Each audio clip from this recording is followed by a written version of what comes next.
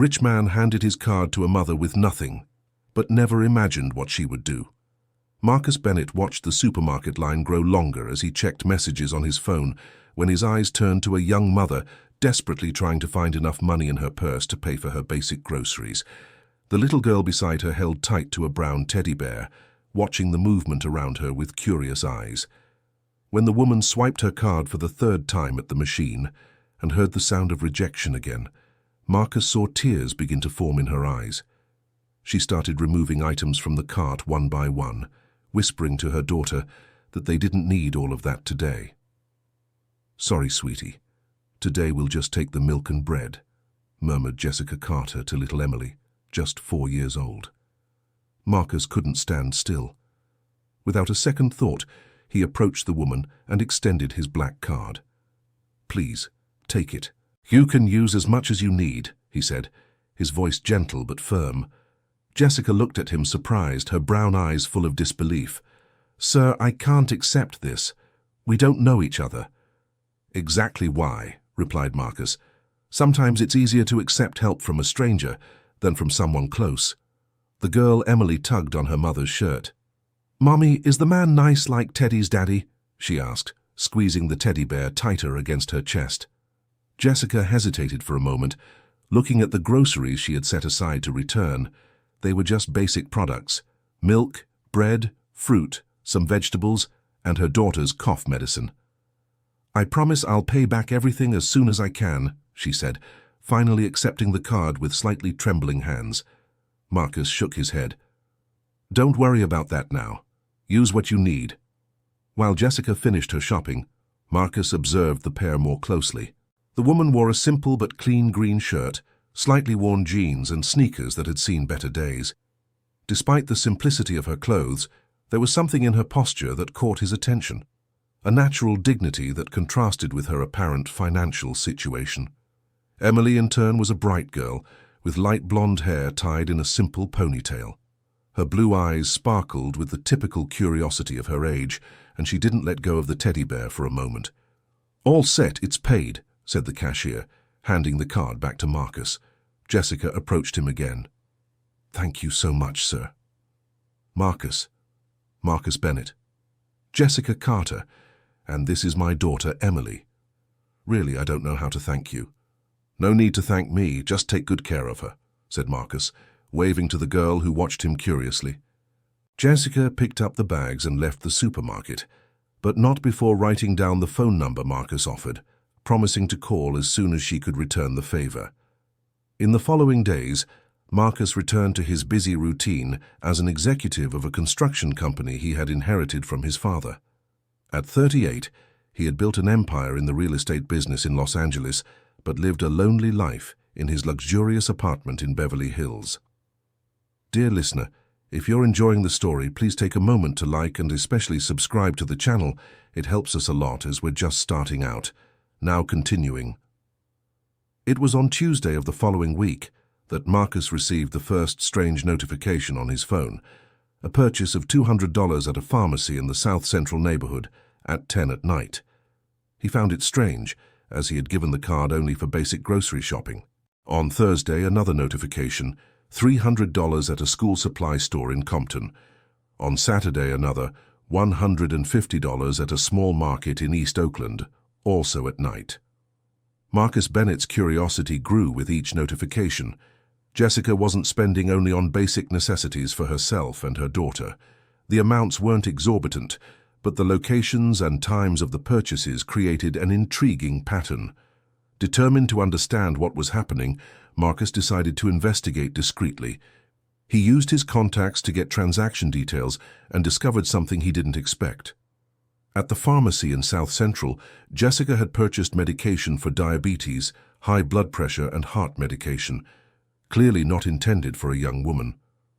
At the school supply store, she had bought notebooks, pencils, pens, and backpacks enough for several children. At the small market, she had purchased complete food baskets. "This doesn't make sense," Marcus murmured to himself, analyzing the receipts in his office. Intrigued, he decided to follow a lead. On Friday night, he parked discreetly near the South Central pharmacy and waited. Around 10 o'clock, he saw Jessica's used car park in front of the establishment. She got out of the vehicle with a list in her hand and entered the pharmacy. 15 minutes later, she came out carrying a considerable bag. Marcus discreetly followed her until he discovered her destination, a small housing complex a few blocks away. Jessica stopped in front of one of the houses and was greeted by an elderly lady who appeared to be over 70. The elderly woman received the bag with tears in her eyes, hugged Jessica warmly, and tried to offer some crumpled bills in payment. Jessica gently refused the money, talked with the lady for a few minutes, and said goodbye with a caring hug. Marcus watched the scene from afar, feeling a strange emotion taking over his chest. That woman wasn't using her card for her own benefit. She was buying medication for an elderly woman who clearly couldn't afford her treatment. The following week, Marcus repeated his observation at different locations. In Compton, he saw Jessica deliver backpacks and school supplies to several children in an underprivileged community. She knew each one by name, asked about school, about their families. "Jessica! Jessica!" the children shouted when they saw her arriving. "Hi, everyone. I brought a surprise for you," she said, opening the trunk of her car. The children ran around her as she distributed the supplies. Marcus watched, hidden behind a pole, as she treated each child with special care, checking if the backpacks fit properly, if the pencils were sharpened. "Aunt Jessica, my mum sent this for you," said a boy of about 8, handing over a small homemade cake wrapped in aluminum foil. "How kind of your mother, Billy. Give her a kiss for me," replied Jessica, carefully putting the cake in her bag. In East Oakland, the scene repeated with several families who received complete food baskets. Jessica not only delivered the products, but stayed talking, asking about work, about the children, about each family's problems. Marcus realized she knew intimately the situation of each person she helped. It wasn't random charity. It was targeted care, based on real knowledge of each one's needs. During his observations, Marcus noticed another intriguing detail. Jessica always came alone on these visits. Emily stayed at home, probably with someone watching her. This indicated she planned these actions in advance and with care. On a rainy Thursday, Marcus decided to follow Jessica to her home to better understand her situation. The address led him to a simple neighborhood on the east side, a well-maintained but evidently working-class housing complex. Jessica lived in an apartment on the second floor of a 4-story building. Marcus watched from a distance when she arrived home, around 11:30 at night, after her aide missions. The following Saturday, driven by a curiosity he couldn't control, Marcus returned to the neighborhood during the day. He parked on a nearby street and walked through the area, observing the activity.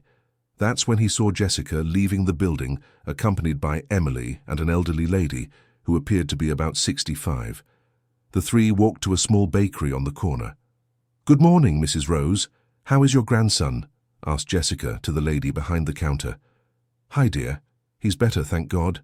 And you too," replied Mrs. Rose, looking affectionately at the elderly lady with Jessica.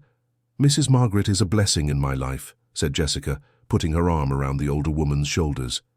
"And you are an angel in the life of this whole community, my child," replied Mrs.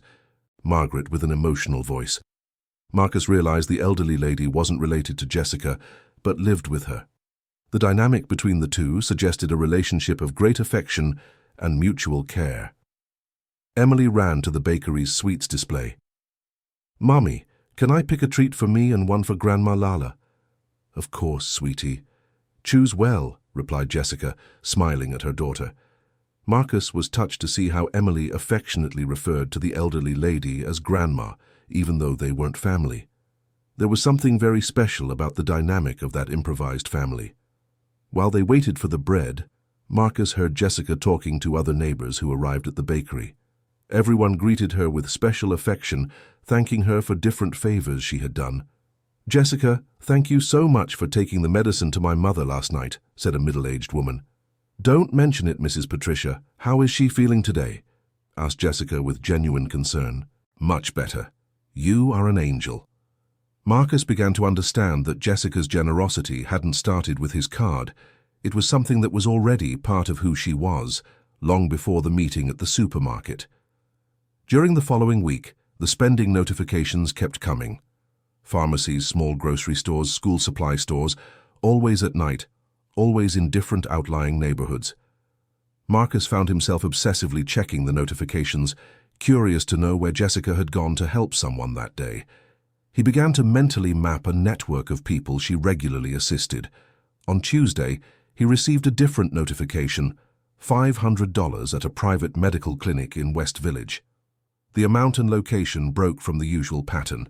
Worried, Marcus decided to call the number Jessica had written down the day at the supermarket. "Hello," answered a familiar female voice. "Jessica? It's Marcus from the supermarket. Is everything okay?" "Hi, Marcus. What a surprise. Yes, everything's fine. Why do you ask?" "I saw some unusual activity on the card today and got worried. Do you need anything?" There was a silence on the other end of the line. "Oh, that was Emily's appointment," Jessica finally said. "She had a cough that wasn't getting better, and I decided to take her to a private pediatrician to make sure it wasn't anything serious." "And how is she?" "Thank God, it's nothing serious. Just a throat infection. She's already on antibiotics." "That's good. Do you need anything?" No, actually, I wanted to talk to you in person. When you have a moment, I'd like to explain how I've been using your card. I know the purchases must seem strange." Marcus smiled on the other end of the line. "How about Saturday morning? We could have coffee somewhere near your place." "That would be great. There's a very good bakery nearby, Mrs. Rose's Bakery, on Flower Street, number 150. "Perfect. What time would be good for you?" "About 10 in the morning. Emily likes to go to the bakery on Saturdays, and maybe you'd like to get to know her better." "Of course, see you Saturday then." After hanging up, Marcus was thoughtful. There was something in Jessica's voice that conveyed a mix of gratitude, worry, and a genuine desire to explain her actions. She wasn't trying to hide anything. On Saturday, Marcus arrived punctually at Mrs. Rose's Bakery. The establishment was small but cozy, with white plastic tables and a delicious aroma of fresh bread. Jessica was sitting at a table near the window, with Emily beside her doodling in a drawing pad. The little girl wore a simple pink dress, and her hair was held back with a butterfly-shaped barrette. "Marcus," called Jessica, waving to him. "Hi," he replied, walking toward the table. Emily looked up from her pad and smiled shyly. "Are you the nice man from the supermarket?" asked the girl, squeezing the teddy bear sitting in her chair. "Yes, I am. And you're Emily, right?" "I am. This is Teddy," she said, showing the teddy bear. "He's my best friend." Marcus sat down at the table, observing the dynamic between mother and daughter. There was a lot of love and complicity between the two. "Would you like anything?" "The sugar bread here is famous in the neighborhood," offered Jessica. "Just a coffee, thank you." Jessica called Mrs. Rose and ordered a coffee for Marcus. "So about the card," Jessica began once they were settled. "Go ahead," encouraged Marcus. Jessica took a deep breath before starting. "When you gave me the card that day, I was going through a very difficult time. I had lost my job 2 weeks earlier and was trying to make my savings last until I could find another position." Emily continued drawing, but Marcus noticed she was listening attentively to her mother's conversation. "What did you do before?" "I worked as an administrative assistant at a small accounting firm. It didn't pay much, but it was enough to support us. The owner went bankrupt and had to let everyone go." "I see. And since then?" Jessica hesitated for a moment. "Since then, I've been doing some cleaning here and there, temporary jobs, but it's not easy with Emily being little. I don't have anyone to leave her with all day." "And school?" "She goes to a public daycare nearby for a half day in the morning. In the afternoon, she stays with me or with Mrs. Margaret." "The lady I saw with you at the bakery." Jessica smiled. "Have you been watching us?" she asked without an accusatory tone, more like an amused observation. Marcus blushed slightly. "I confess I was curious about the card spending. Not out of suspicion, but because the places and times were unusual." "I imagined you would notice," said Jessica. "In fact, I hoped you would ask. That's why I offered my phone number that day. So tell me, what have you been doing?" Jessica looked at Emily, who was still engrossed in her drawings. "Sweetie, how about you go play over there in the little toy area while Mommy talks with Uncle Marcus?" Emily looked at Marcus. "Can I go, Uncle Marcus?" "Of course, but take good care of Teddy," he replied, gently touching the teddy bear. After Emily walked away, Jessica began to tell her story. "Mrs. Margaret is a former teacher from the neighborhood school. She's lived here her whole life, knows everyone. About 6 months ago, I found out she was practically living on the streets. Her pension didn't even cover the rent for a studio apartment. And you took her in?" "I offered the extra room in my apartment. In return, she watches Emily when I need to go out to work. But it's much more than an exchange, you know. She's become family to us." Marcus nodded, impressed by that woman's natural generosity. "It was through Mrs. Margaret that I met the people I've been helping. She would tell me about neighbors in need, about children who didn't have school supplies, about elderly people who couldn't afford their medicine. And you decided to help with my card." "At first, I admit I thought about buying a few things for us," admitted Jessica honestly. "Clothes for Emily, some cleaning supplies we were out of. But when I got home and Mrs. Margaret told me that the neighbor downstairs was crying because she couldn't buy her husband's blood pressure medicine, you went to buy the medicine. I couldn't think of anything else. Here I was with the chance to help someone who really needed it. It seemed too selfish to use your card just for us." Marcus was impressed by the simplicity and sincerity of the explanation.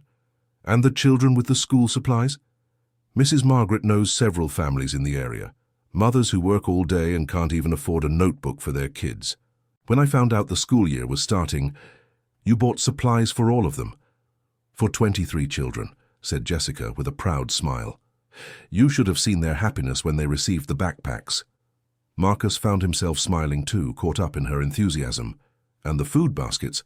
Several families here really go hungry, Marcus. It's not an exaggeration. I've met mothers who stretch one lunch to last 2 days to be able to feed their children." Jessica's voice caught on the last sentence. "I know you might think I overstepped, that this wasn't what you had in mind when you offered the card." "On the contrary," interrupted Marcus. "I'm impressed. I didn't imagine there were people like you." Jessica looked at him surprised. "What do you mean?" "People who receive an opportunity for help and turn it into an opportunity to help others. Most people in your situation would have used the card to solve their own problems." "And that wouldn't be wrong," said Jessica quickly. "Everyone knows their own needs. It's just, I couldn't. Seeing the need of others being greater than ours." "Greater how?" Jessica thought for a moment before answering. "Emily is healthy. We have a place to live. She goes to school. Our problem is temporary. I'm out of work, but I have qualifications and I'll get another job. But the elderly I help, they won't get more income. The family's going hungry. They live in a chronic situation. Our problem has a medium-term solution. Theirs doesn't." The maturity and wisdom of Jessica's analysis deeply impressed Marcus. At 26, she had a perspective on life and needs that many people with far more age and resources never develop. "Jessica, can I ask a personal question?" "Of course." "Where is Emily's father?" Jessica's face darkened slightly. "He left when he found out I was pregnant, said he wasn't ready to be a father and disappeared. We never heard from him again. I'm sorry." "Don't be," said Jessica, recovering her smile. "Emily is the best thing that ever happened to me. And we're fine, just the two of us. Mrs. Margaret always says family isn't blood, it's choice." At that moment, Emily came running back to the table. "Mummy, can I tell Uncle Marcus about Grandma Lala?" "Yes, you can, sweetie." Emily approached Marcus with shining eyes. "Grandma Lala is so smart. She teaches me hard words and tells stories about when she used to teach, and she makes the best carrot cake in the world." "That's so cool. And what do you two do together?" "She helps me with my school homework and teaches me to read better. And when Mommy goes out to work, we watch cartoons on TV together." Marcus looked at Jessica. "She calls Mrs. Margaret Grandma?" "Since day one," Jessica replied affectionately. "Mrs. Margaret never had children. She says we are the family she always dreamed of having." "And you are the family she always dreamed of giving to Emily," added Marcus, understanding the dynamic. "Exactly. Sometimes the best families are formed by choice, not by chance."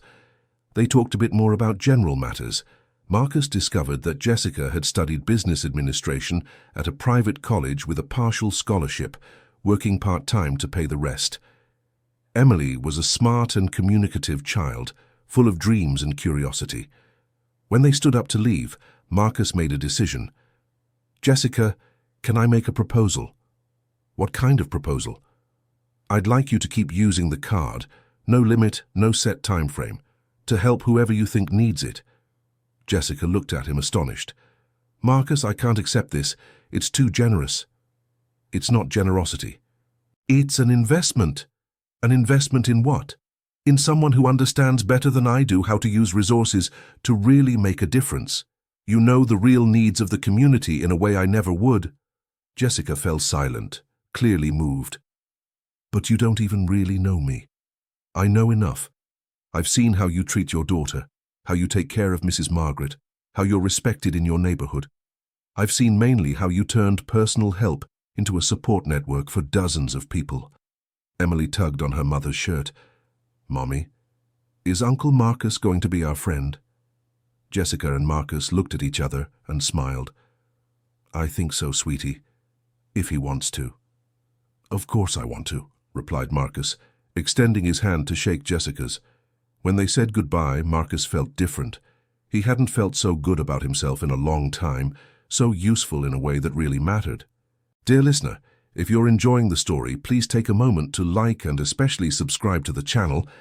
It really helps us who are just starting out. Now continuing. In the following weeks, Marcus followed the card notifications with a completely different interest. Instead of curiosity, he felt pride. Each purchase represented a family being helped, a need being met. Jessica began sending occasional text messages, telling him about the people she had helped or sharing some touching story. Marcus awaited these messages eagerly. "Today I bought medication for a diabetic child. The mother cried so much it moved me to tears too. Thank you for making this possible.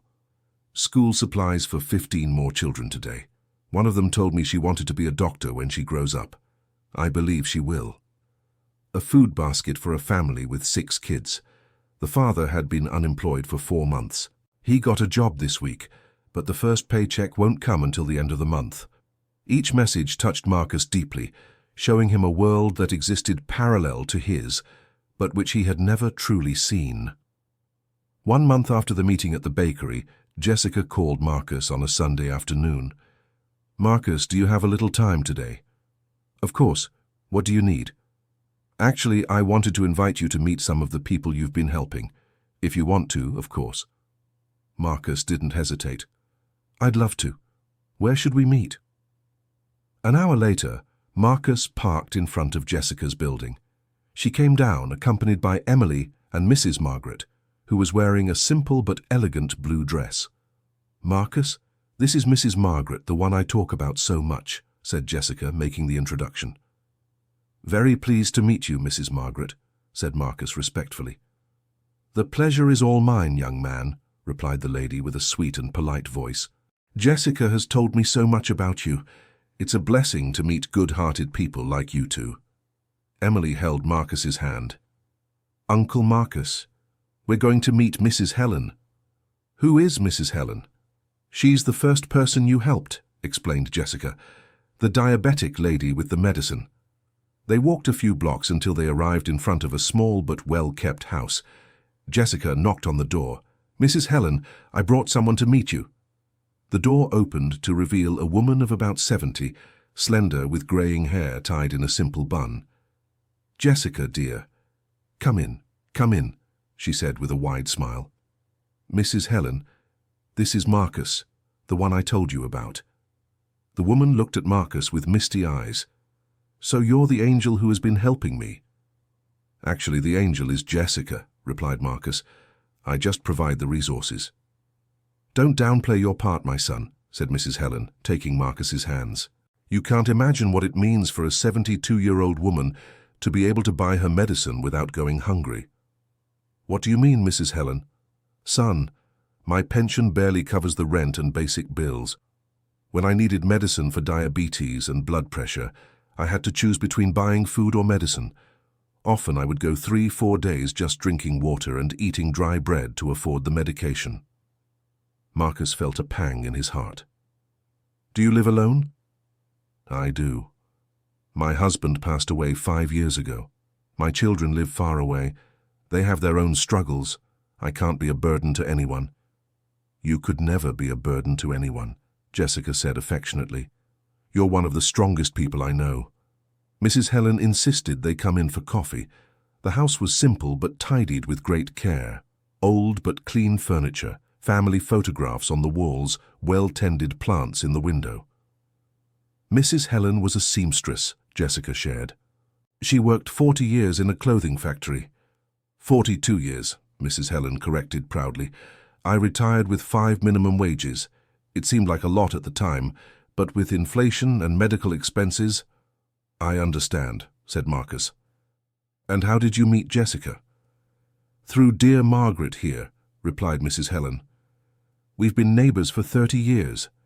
When Margaret came to live with Jessica, she told me about the golden girl she had found. Golden girl? Asked Marcus, smiling. That's what she's called Jessica since they met, explained Mrs. Margaret. She said she was a girl with a heart of gold. Emily was playing with a cat that had appeared in the living room. What's the kitty's name, Mrs. Helen? Fluffy, the woman answered. He showed up at my door about 2 years ago, skinny and sick. I took care of him, and now he takes care of me. He's beautiful. Marcus observed the entire interaction, impressed by the simplicity and dignity of these people. There was a human richness there that completely contrasted with the corporate world he inhabited. Mrs. Helen, may I ask a question? How do you feel about receiving help? She thought for a moment before answering. At first it was hard. We were raised thinking asking for help was weakness, but Jessica taught me that accepting help when you need it is also a form of strength. How so? Son, I'm going to use the medicine to be healthy so I can help other people. Margaret here comes to keep me company every week. I help her with advice from someone who's lived a long life. And now I can give back by helping other ladies in the neighborhood who face similar hardships. Marcus began to understand that Jessica hadn't just created a charity network, but a mutual support network where each person helped also became someone capable of helping others. When they left Mrs. Helen's house, they visited 3 more families. In each one, Marcus found the same dignity, the same genuine gratitude, and the same special affection for Jessica. At Mrs. Patricia's house, he met a single mother with 3 children who had managed to enroll all the kids in school thanks to the supplies Jessica had bought. My children used to go to school without notebooks, without pencils, Mrs. Patricia recounted. Jessica came here like an angel and fixed that. Now they study properly, and I can work in peace. And how do you give back? Asked Marcus. I mend clothes for kids in the area who can't afford it, and once a week I make lunch for the elderly who live alone nearby. At Mr. John's house, a 68-year-old man, Marcus discovered the man had become a sort of informal neighborhood librarian. After I started getting access to my medicine and my health improved, I decided to put to use the books I've had piled up for years, Mr. John told him. The children come here every afternoon to do homework and borrow books. Is it a library? Informal, but yes. Jessica gave me the idea when she saw how many books I have. Emily was enchanted by the number of books in Mr. John's house. Uncle John, can I borrow a book? Of course, little one. Choose as many as you want. On the way back home, Marcus was visibly moved. Jessica, do you realize what you've created? What do you mean? You're not just helping people. You're creating a community where everyone helps each other according to their means. Jessica smiled. It happened naturally. Mrs. Helen helps with advice and companionship. Mrs. Patricia sews. Mr. John lends books and helps with homework. Everyone has something to give. And you organized it all. Actually, people were already doing these things before. I just made it easier so they could do more and better. When they arrived at Jessica's building, Margaret went up with Emily to prepare dinner, leaving Jessica and Marcus talking at the gate. Marcus, can I ask you something? Sure. Why did you help me that day at the supermarket? Marcus thought for a moment. Honestly? Impulse. I saw a mother in trouble and remembered my own mother. Did your mother have a hard time? She did. My father died when I was 15. My mother was left alone with me and my younger sister. I remember many times she had to choose between buying medicine for herself or food for us. And you chose the food? Always. My mother always prioritized us. She worked 3 jobs for years to support us and give me an education. Where is she now? Marcus's face grew sad. She died 2 years ago. Cancer. Ironically, when I was finally in a position to pay for any treatment she needed. Jessica lightly touched his arm. She must be very proud of the man you've become. Sometimes I have doubts. I built a successful company, I have money, but I was living an empty life until I met you. Empty how? Without real purpose. I made money to make more money. I bought things I didn't need to impress people I didn't care about. I was successful, but I wasn't happy. And now? Marcus smiled. Now I wake up every morning eager to see how my resources are making a difference in the lives of real people. It's the first time in years I've felt truly useful. Jessica was silent for a moment, clearly touched by his sincerity. Marcus, would you like to have dinner with us tonight? Mrs. Margaret makes a delicious lasagna. I'd love to, if it's not an imposition. Of course not. Emily will be happy. They went up to the apartment together. It was a small but cozy space, decorated simply but with good taste. Photographs of Emily on the walls, some plants on the balcony, books organized on a makeshift shelf. Something smells good, exclaimed Marcus as he entered. Mrs. Margaret is an excellent cook, Jessica said proudly. Emily ran to meet Marcus. Uncle Marcus, I'll show you my room. The girl's room was small but meticulously organized. A bed with a pink quilt, some well-kept toys, drawings taped to the wall. This drawing is you, said Emily, pointing to a paper on the wall. In the drawing, Marcus appeared next to her, Jessica and Mrs. Margaret, all smiling in front of a house. It's beautiful. When did you make it? Last week. Grandma Lala said you're part of our family now. Marcus felt a strong emotion taking hold of his chest. During dinner, Marcus had the opportunity to get to know Mrs. Margaret better. He discovered she had been an elementary school teacher for 40 years, always in public schools on the outskirts. I taught hundreds of children throughout my life, she told him. Many of them are successful adults now. Some still visit me. She is very beloved in the community, added Jessica. People respect her a lot. And have you two adapted well to living together? Better than I expected, replied Mrs. Margaret. Jessica and Emily brought new life to my days. I was feeling useless, just waiting for time to pass. And now? Now I feel needed again. I help take care of Emily. I organize the house. I give advice to the neighbors. I have purpose again. And I have a grandmother for Emily and a friend for me, Jessica finished.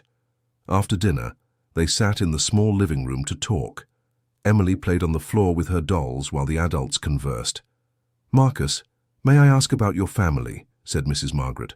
Of course, it's just me. My sister has lived in Europe for 10 years. We video call once a month, but it's distant. You never married? Marcus hesitated for a moment. I almost got married once, 5 years ago, but I found out she was more interested in my money than in me. What a shame. Actually, it was good to find out before the wedding. Since then, I prefer to be alone than to be with opportunistic people. Jessica and Mrs. Margaret exchanged a quick glance. Not every woman is opportunistic, Marcus, said Jessica gently. I know. It's just that in the world I live in, it's hard to find genuine people. Everyone wants something from you. But you found us, said Emily innocently, looking up from her dolls. Everyone laughed at the girl's spontaneity. That's true, Emily. You are the most genuine people I've ever met. When they said goodbye that night, Marcus felt part of a family for the first time in many years. He drove home with a feeling of fullness he hadn't experienced in a long time. The following week, Marcus made a decision that surprised even himself. He called Jessica on a Wednesday night. Jessica, would you be interested in helping me with a project? What kind of project? I'd like to formalize this help network you created, turn it into something more structured, that can grow and help even more people. How so? I'm thinking of creating a social organization.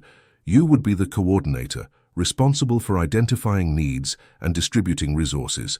I would provide financial and structural support. Jessica was silent on the other end of the line. Marcus, this is very serious, are you sure?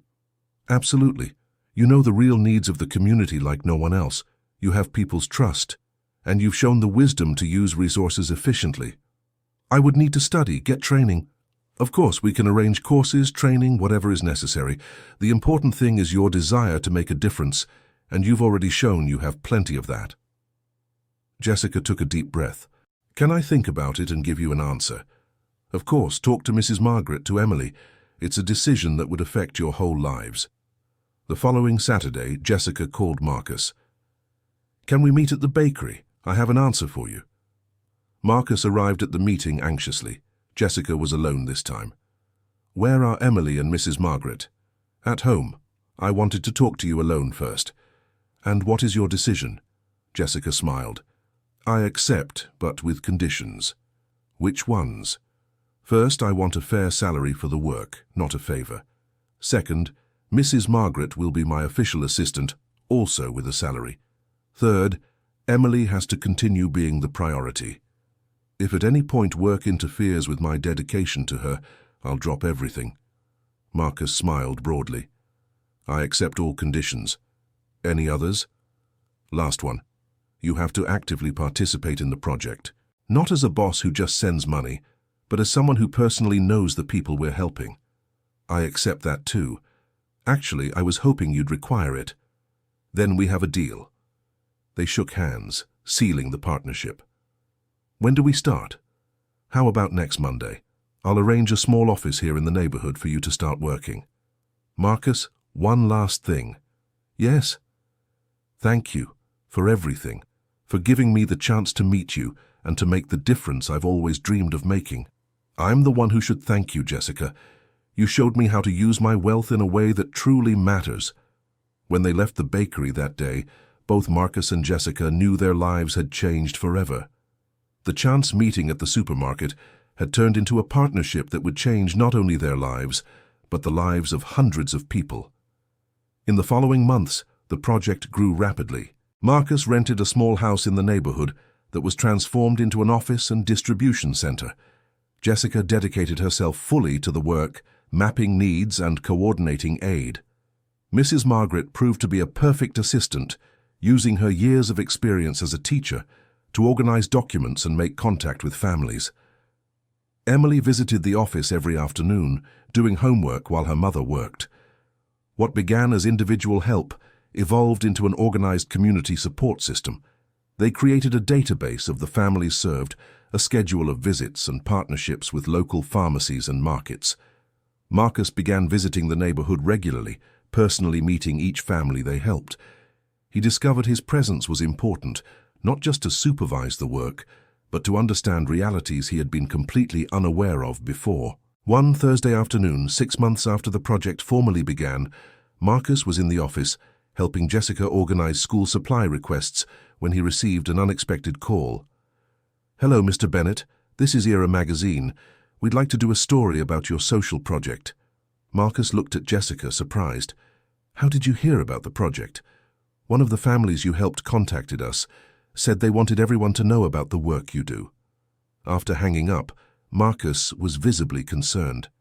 Jessica, I don't think giving an interview is a good idea. Why? Too much exposure could interfere with the work, and honestly, I don't want this to become personal marketing. Jessica thought for a moment. Marcus, maybe it's important for other people to know about the project. It could inspire other business people to do something similar. You're right. But I want you to speak for us. You understand better than I do what we do here. Are you sure? Absolutely. This project is yours, Jessica. I just provide resources. It's ours, Marcus. It wouldn't exist without you. The magazine article came out a month later, with a photo of Jessica in the office, surrounded by some of the children they helped. The text highlighted the project's different approach, instead of traditional charity, creating a network of mutual support. The impact was greater than they expected. Marcus began receiving calls from other business people interested in replicating the model in their cities. Jessica was invited to give lectures on social project management. "I think the project has grown beyond what we imagined," Jessica said to Marcus one afternoon. "Are you feeling overwhelmed?" "Not exactly. It's just that sometimes I'm afraid of losing focus. Our work has always been very direct. Identify specific needs and solve specific problems. And now? Now there's pressure to expand, systematize, bureaucratize. I'm afraid we'll lose our essence." Marcus understood her concern. "Jessica, let's do it this way. You set the pace and the way we want to grow. We won't accept external pressures to be something we don't want to be, even if that means turning down growth opportunities.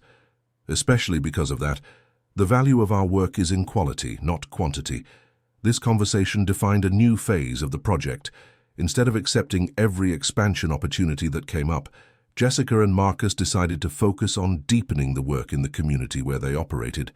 They created new programs: literacy classes for adults taught by Mrs. Margaret, sewing workshops coordinated by Mrs. Patricia, a book club in Mr. John's informal library.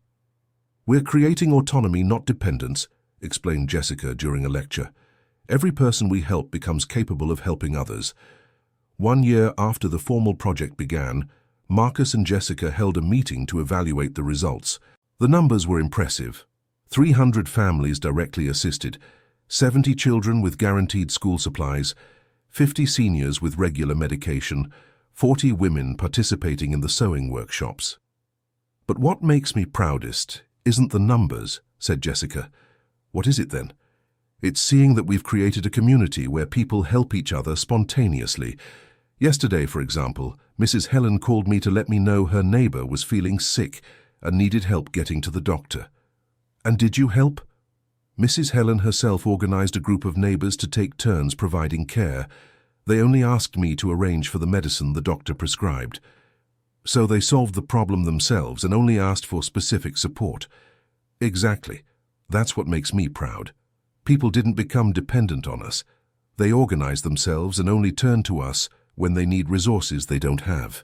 Marcus smiled, perfectly understanding Jessica's pride. "You know what else impresses me? How Emily has developed in this environment." "How so?" "She grew up seeing you help people, spending time with Mrs. Margaret, playing with children from different backgrounds.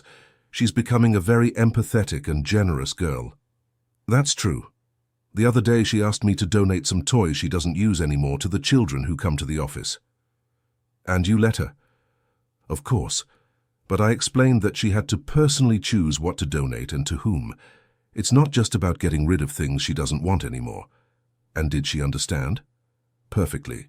She spent an entire afternoon organizing the toys, deciding which child would be interested in each one. It was very touching to see." At that moment, Emily ran into the office. "Mommy, Uncle Marcus, Grandma Lala said she has a surprise for you." Mrs. Margaret appeared right after, carrying a chocolate cake with candles. "It's to celebrate the 1-year anniversary of our office," she announced proudly. "Grandma Lala, you remembered," said Jessica, moved. "Of course I remembered, girl. It was the most important day of our lives." As they sang Happy Birthday and cut the cake, Marcus reflected on how his life had completely changed that year. The luxurious apartment in Beverly Hills had been exchanged for a simple house in the same neighborhood where the office was located. "Don't you miss your old life?" Jessica had asked when he told her about the move. "Not at all. I discovered that real luxury is having people who care about you, not expensive things you own." The adaptation to life in the neighborhood had been easier than Marcus expected. The neighbors, initially suspicious of the rich businessman who came to live here, gradually accepted him when they saw his dedication to the project and his simplicity in daily life. "At first we thought he was doing poverty tourism," Mr. John told Jessica. "But then we saw he really came to stay and to genuinely help." Marcus's routine changed completely. Instead of corporate meetings in glass-walled rooms, he spent his days visiting families, talking with children, listening to stories from the elderly. His construction company kept running, but now he managed it remotely, going to the corporate office only twice a week. He had promoted his most competent managers and discovered the company functioned very well without his constant presence. "I thought the business would go bankrupt without my direct supervision," he commented to Jessica. "But I found out I had built such a good team that they can handle most situations on their own." "And you don't miss having total control?" "I feel relief. For years I thought I was irreplaceable in the company. Discovering I'm not freed me to do what I really enjoy." One afternoon, Jessica received a call that once again changed the course of their lives. "Jessica, this is Laura Bennett from City Hall. We would like to speak with you about the possibility of replicating your project in other areas of the city." "How so?" "The Department of Social Services learned about the work you do and became interested in expanding the model to other neighborhoods. Would it be an official partnership?" "Yes, with public funding and a formal structure." Jessica hung up the phone, thoughtful. It was a huge opportunity, but also a challenge that would completely change the nature of their work. She talked with Marcus and Mrs. Margaret about the proposal. "What do you think?" she asked. "I think it's a chance to help many more people," said Mrs. Margaret. "But it's also a risk of over-bureaucratizing the work," pondered Marcus. "That's exactly my concern," said Jessica. "Our project works because it's small, direct, personal. With public bureaucracy, it could lose those characteristics," Marcus completed. "On the other hand," Jessica continued, "if we can maintain our essence even within a larger structure, we could help thousands of people instead of hundreds." It was a difficult decision that required much thought and planning. 2 weeks later, Jessica, Marcus, and Mrs. Margaret went to City Hall for a meeting with the Secretary of Social Services. "What sets your project apart is the community-based approach," explained the Secretary. "Instead of traditional top-down assistance, you create horizontal support networks." "Exactly," confirmed Jessica. "People help each other. We just facilitate the process by providing specific resources.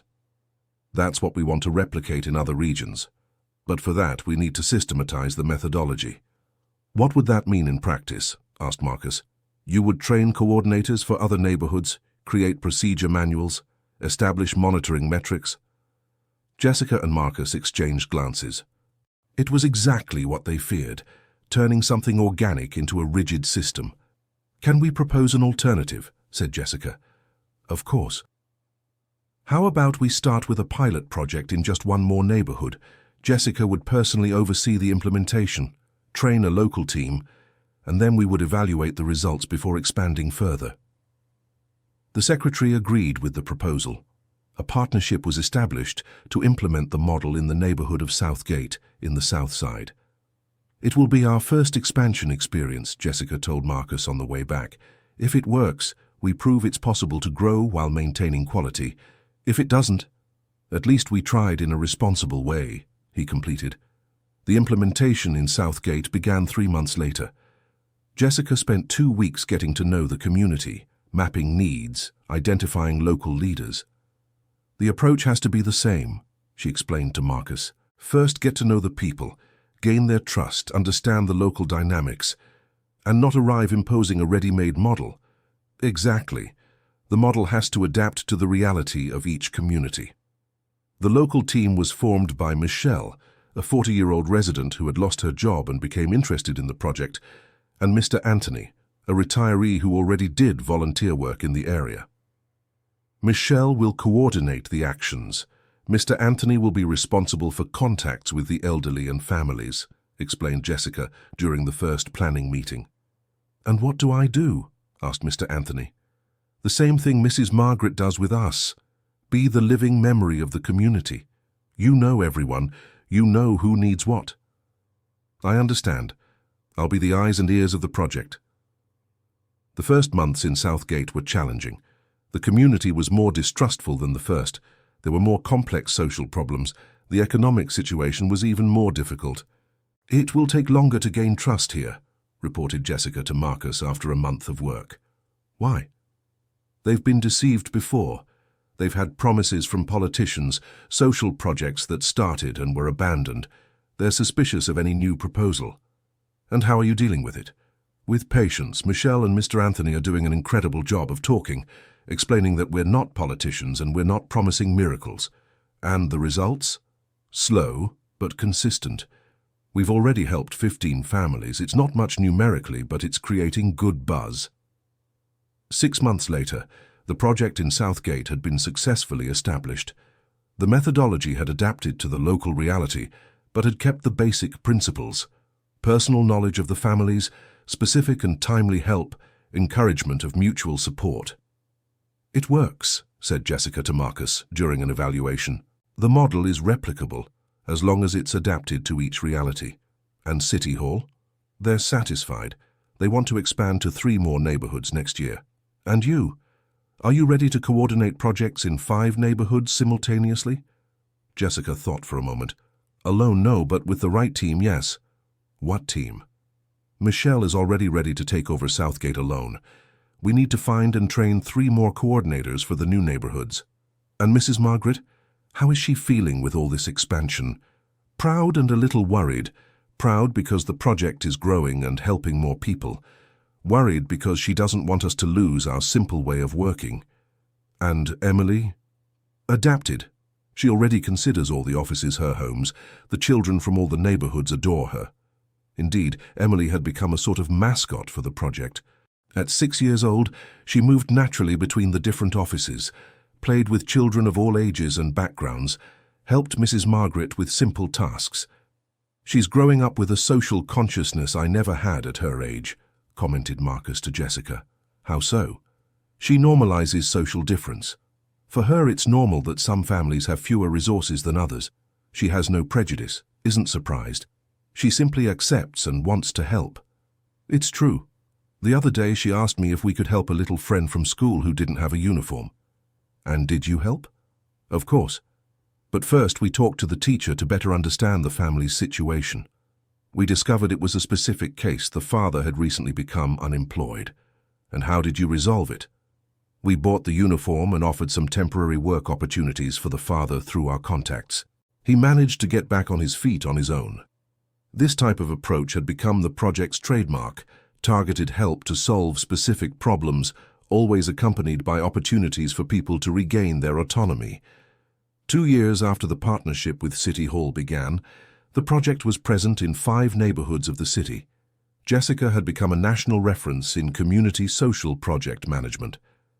"Sometimes I can't believe what we've achieved," she said to Marcus one afternoon, watching the activity in the main office. "Why?"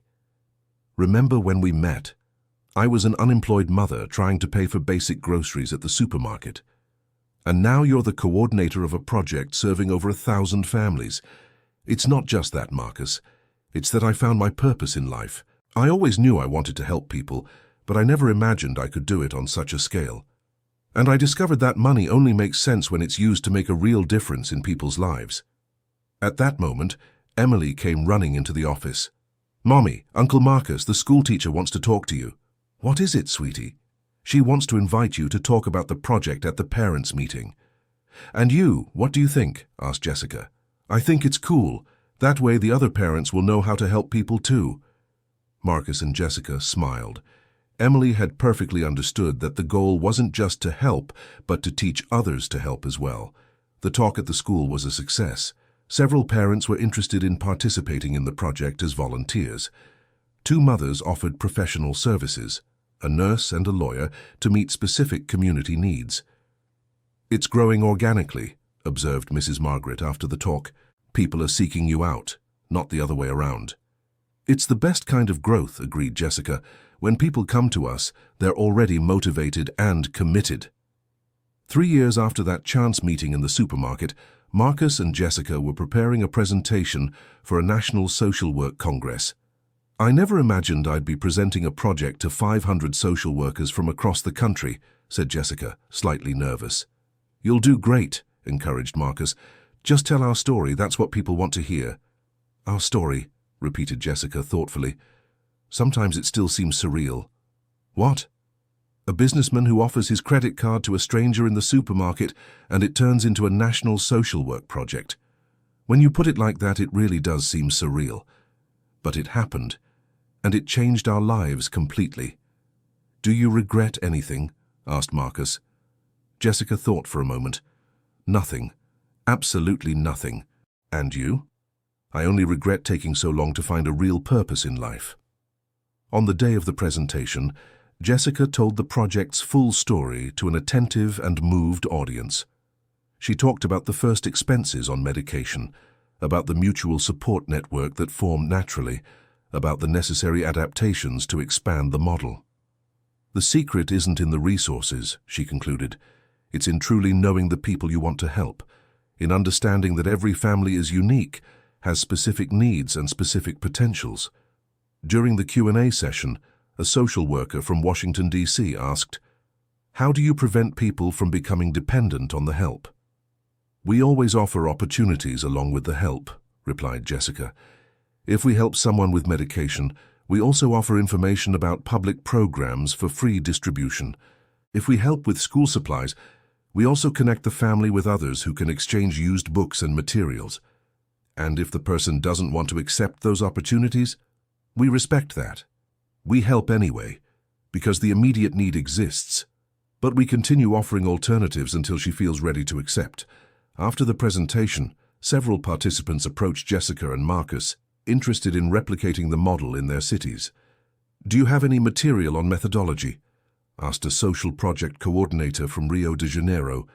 "We're finalizing a guide," replied Marcus, "but the most important part isn't in the manual. It's in the willingness to intimately know the community where you want to work." "How long does it take to know a community?" "At least 6 months," said Jessica. "And mind you, I already lived in the neighborhood when we started." At the end of the Congress, Jessica and Marcus were approached by a representative from the Department of Social Development. "We'd like to talk about the possibility of turning your model into a national public policy," he said. Jessica and Marcus looked at each other, surprised. "How so?" asked Marcus. "The government is interested in implementing social assistance programs based on the community methodology you developed." "That would be a very big change," Jessica considered.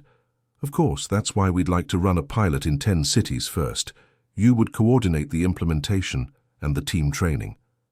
It was a huge opportunity, but also a challenge that would completely change the project's scale. "We need to think," said Jessica. "It's a very big responsibility." "Of course. Here's my card. When you decide, get in touch." On the way back home, Jessica and Marcus were silent, processing the proposal. "What do you think?" Marcus finally asked. "I think the possibility of helping people across the country is amazing," said Jessica, "but I'm afraid we'll lose control over the quality of the work. It's the same concern we had when City Hall proposed the expansion. And it worked because we managed to keep our direct supervision, but 10 cities, it would be impossible to supervise everything personally." "Exactly. We'd have to trust teams we would train, but who would work independently." It was a decision that required a lot of maturity and planning. When they got home, they found Emily doing homework at the kitchen table, supervised by Mrs. Margaret. "How was the Congress?" asked Mrs. Margaret. "Very well," replied Jessica, "but a proposal came up that we need to think about carefully." Jessica told them about the department's proposal. 10 cities, exclaimed Emily. "Are we going to help children across the whole country?" "Maybe, sweetie, but it's a difficult decision." "Why?" the girl asked innocently. "Because the bigger the project gets, the harder it is to take good care of each person," explained Marcus. "But if you teach other people to care the way you care," said Emily thoughtfully. "That's exactly it, little one," said Mrs. Margaret proudly. The girl understood perfectly. Jessica and Marcus smiled. Emily had simplified the issue in a way they hadn't thought of. "She's right," said Jessica. "If we can train other people to work exactly as we work, we could replicate not just the model, but the quality of the work," Marcus completed. That night, Jessica, Marcus, and Mrs. Margaret stayed up late talking about the proposal. "My concern is that you'll move away from the direct work with families," said Mrs. Margaret. "That's what you enjoy doing most." "It's true," Jessica agreed. "If we accept, we'll become more administrators than social workers." On the other hand, Marcus pondered, if we can train the teams well, we'll be multiplying our impact hundreds of times. And if it goes wrong, then we go back to our current size and keep doing what we know how to do well. A week later, Jessica made a decision. "We'll accept the proposal, but with conditions," she announced during a meeting at the office. "What conditions?" asked Marcus. "First, we start with 5 cities, not 10. Second, I personally oversee the implementation in each one. Third, if in 2 years we are not satisfied with the quality, we can terminate the partnership." That seems reasonable. "And fourth, Mrs. Margaret and Emily come with me on all the implementation trips. I won't compromise on my family." Marcus smiled. "Of course. In fact, it would be essential. Mrs. Margaret is a core part of the methodology, and Emily has a gift for winning over children instantly." When they called the Department of Social Development to propose the conditions, the response was positive. "Perfect," said the representative. "Actually, 5 cities is more realistic to start. When can we begin?" "In 2 months," replied Jessica. "We need to organize our team and prepare training materials. The next 2 months were intense. Jessica and Marcus worked on systematizing the methodology, created procedure manuals, prepared training materials." "It's strange to turn something we've always done intuitively into systematized steps," commented Jessica. "But it's necessary," said Marcus. "Other people need to understand exactly how we do things to be able to replicate it." "Do you think it works? Teaching social sensitivity through manuals?" "Not the sensitivity, but the procedures, yes. The sensitivity each coordinator has to bring from within themselves. The first city chosen for implementation was Miami. Jessica, Marcus, Mrs. Margaret and Emily traveled there to spend a month establishing the project. "It's a reality quite different from ours," observed Jessica after the first few days getting to know the chosen community. "In what sense?" "The social issues are more complex. There are problems we don't have in Los Angeles, like lack of basic sanitation and access to water. And how does that affect our model? We have to adapt. Instead of focusing only on medicine and school supplies, we need to include basic hygiene items and water filters." The local Miami team was formed by Marilyn, a social worker with 20 years of experience, and Mr. Jack, a respected community leader in the region. "Your work is different from anything I've ever seen in social services," commented Marilyn after a week of training. "Different how?" asked Jessica. "You really get to know each family individually. Most projects treat people as numbers, cases, beneficiaries. For us, every person is unique," explained Mrs. Margaret. "They have a name, a story, dreams." Emily, who had quickly adapted to the southern accent, was already naturally playing with the local children. "She's our best ambassador," said Marcus, watching Emily teach a Los Angeles game to a group of boys and girls from Florida. After a month in Miami, the project was established and running. The first families had been served, and the methodology had adapted perfectly to the local reality. "It works," Jessica said to Marcus on the flight back.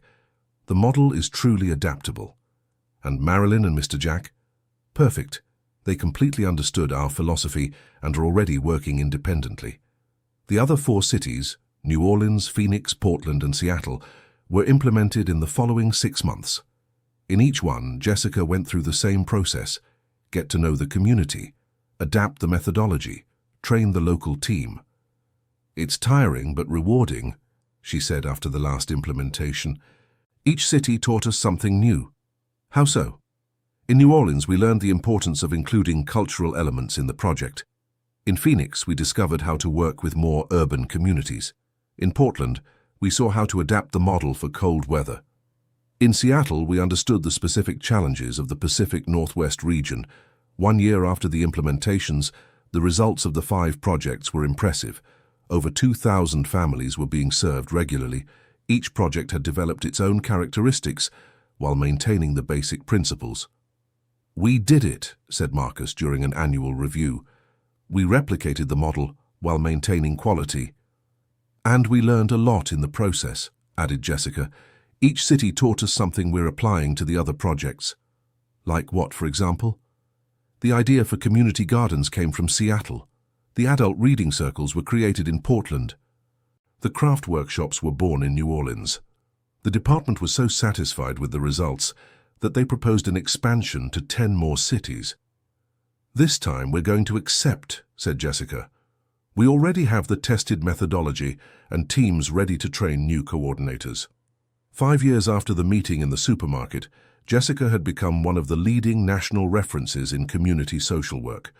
The project was present in 15 cities, served over 5,000 families, and had trained hundreds of social workers. Marcus, in turn, had discovered his true calling. He sold his construction company and dedicated himself fully to the project, responsible for fundraising and administrative management. "I've never been so happy professionally," he said during an interview for a national newspaper. "I discovered that success isn't about having money, but about making a difference." Emily, now 9 years old, had become an exceptionally mature and socially conscious child. She spoke naturally about inequality, solidarity, and social responsibility. "When I grow up, I want to work with Mommy helping people," she would say to anyone who would listen. Mrs. Margaret, at 70 years old, was more active and fulfilled than ever. She had become the unofficial matriarch of all the projects, respected and loved by all the teams. "I never imagined that at 70 I'd be traveling all over the United States and helping coordinate a national project," she said proudly. One Friday afternoon, Jessica and Marcus were organizing documents in the office when they received a special call. "Jessica, this is Marilyn from Miami." "Hi, Mary. How are things there?" "Great. Actually, I'm calling with some news. Remember Mrs. Dorothy, the diabetic lady who was one of the first we helped?" "Of course. How is she?" "She got a spot in the public medication distribution program. She doesn't need our help with medicine anymore." "That's wonderful. But that's not the best part. She now works as a volunteer in the program, helping other elderly people get the necessary documentation." Jessica smiled, feeling her eyes well up. "So she went from being a recipient to a helper." "Exactly. And she said she wants to thank you personally for believing in her." After hanging up, Jessica fell silent, visibly moved. "Good news?" asked Marcus. "The best possible," she replied, telling him about Mrs. Dorothy. "That's what makes me most proud of our work," said Marcus. "What?" "Seeing people regain their dignity and becoming agents of transformation for others. That's the project's true success. Not just solving immediate problems, but restoring people's ability to solve their own problems and help others." That night, Jessica was tucking Emily in when the girl asked an unexpected question. "Mommy, have you ever regretted accepting Uncle Marcus's card that day?" Jessica smiled. "Never, sweetheart." "Why?" "Because if you hadn't accepted it, we wouldn't have met Uncle Marcus, Grandma Lala wouldn't live with us, and you wouldn't be helping so many people." "That's true. It was the best day of our lives." "And Uncle Marcus? Does he regret giving the card?" "I don't think so, honey. He always says it was the day his life truly began." Emily thought for a moment. "Mommy, do you think there are other people like Uncle Marcus, good people who just need to find someone like you to start helping?" Her daughter's question made Jessica reflect deeply. "I think so, honey. I think there are many good people in the world who just don't know how to help. Then you could teach those people too." The next day, Jessica shared the conversation with Emily with Marcus. "She might be right," he said thoughtfully. "Maybe there are many business people, successful professionals, people with resources who would like to help, but don't know how. What if we created a training program for private individuals, not just for social workers? How would that work? Courses, workshops, where we would teach our methodology to anyone interested in doing social work." The idea began to take shape. In the following months, Jessica and Marcus developed a community social work training program aimed at the general public. "The goal isn't to train professional social workers," Jessica explained to the first class. "It's to teach ordinary people to identify needs around them and act efficiently to help." The course included modules on identifying needs, respectful approach, case monitoring, networking, and sustainability of actions. "The first rule is, know before you help," Marcus taught. "Don't assume you know what the person needs. Ask, listen, understand." The program was a success. In 6 months, they had trained over 200 people in Los Angeles. Doctors, lawyers, business people, teachers, retirees, people from all fields interested in making a social difference. "It's amazing to see how people transform during the course," Jessica commented to Mrs. Margaret. "How so?" "They arrive thinking they know how to help. They leave humble, understanding that truly helping requires a lot of study and sensitivity. One of the students who most impressed them was Regina, a 50-year-old businesswoman who owned a pharmacy chain. "For years I thought I was helping society just by creating jobs," she said during the course. "Now I understand I can do much more." Inspired by what she learned, Regina created a program within her own company where volunteer employees identified customers having difficulty affording medications and connected them with public programs for free distribution. "In 3 months, we've already helped 60 families get free access to the medications they were buying at the pharmacy," she reported proudly. Another remarkable case was that of Dr. Henry, a cardiologist who took the course. "I've always treated needy patients for free," he shared. "But I did it at the clinic, in isolation. You taught me to think in networks, in sustainable solutions."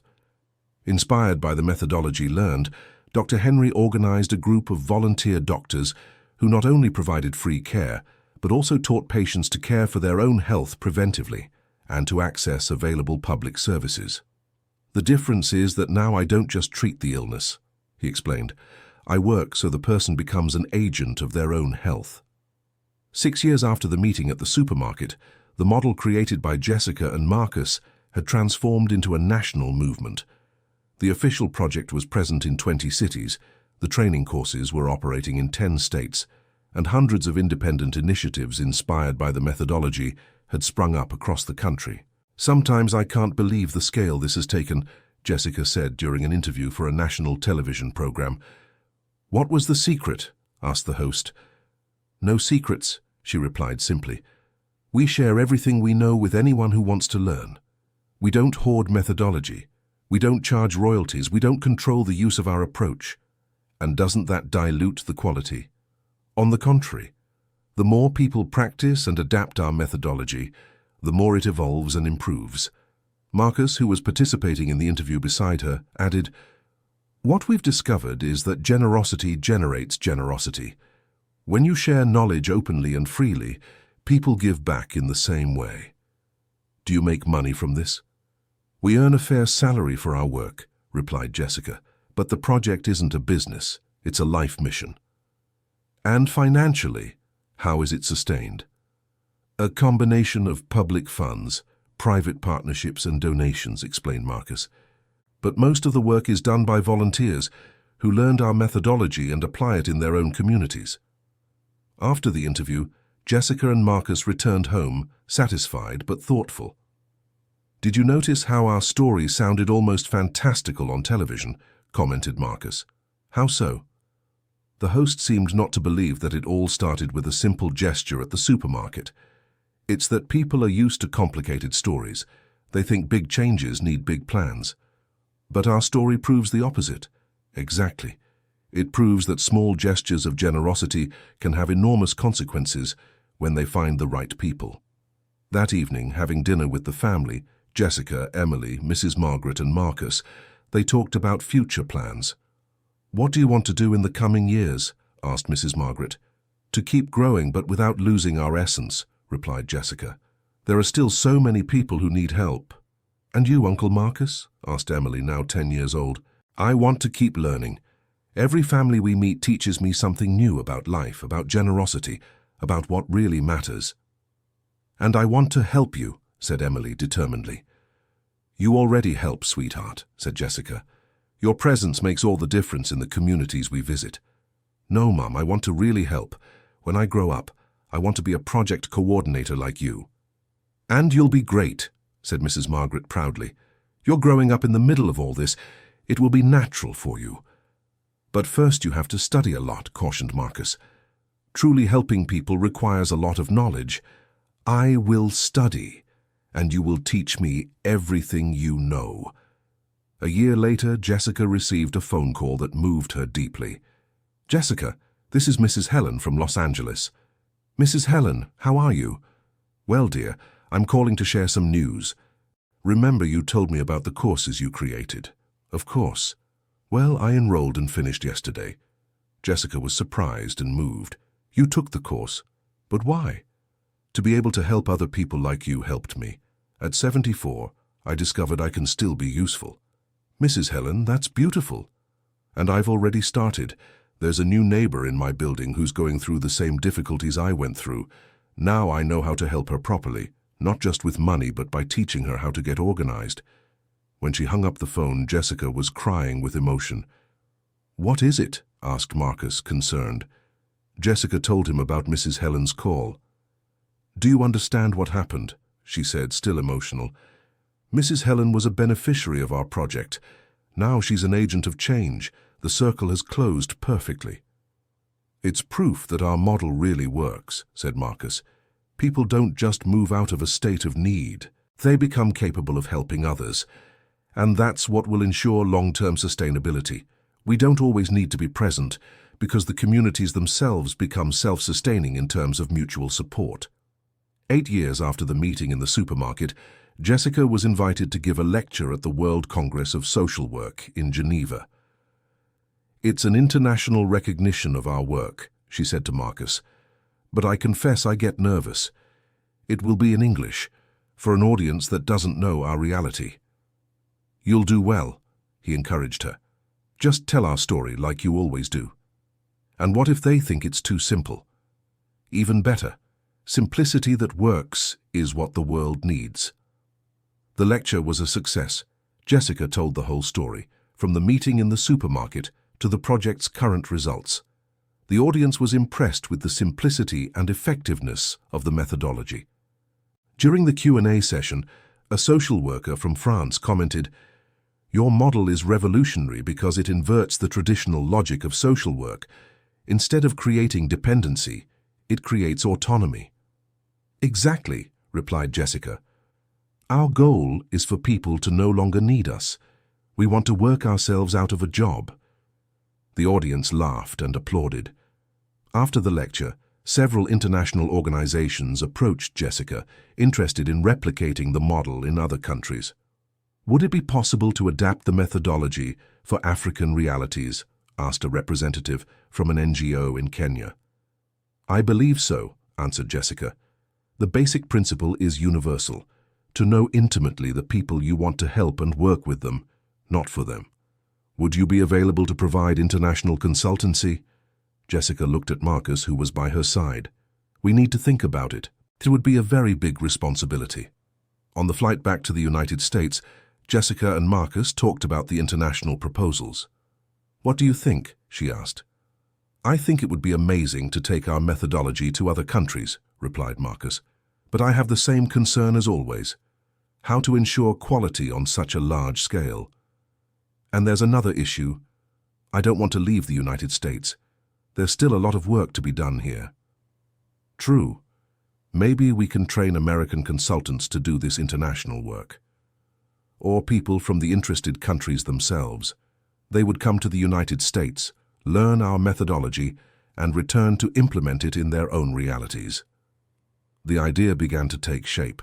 In the following months, Jessica and Marcus developed an international exchange program where social workers from other countries came to the United States for a 3-month intensive course.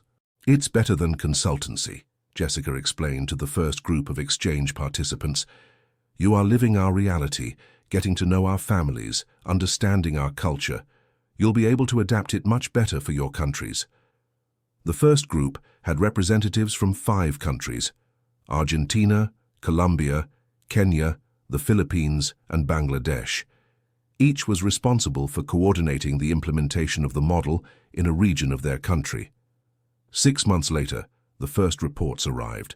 The results were impressive, but each country had made unique adaptations to its culture and reality.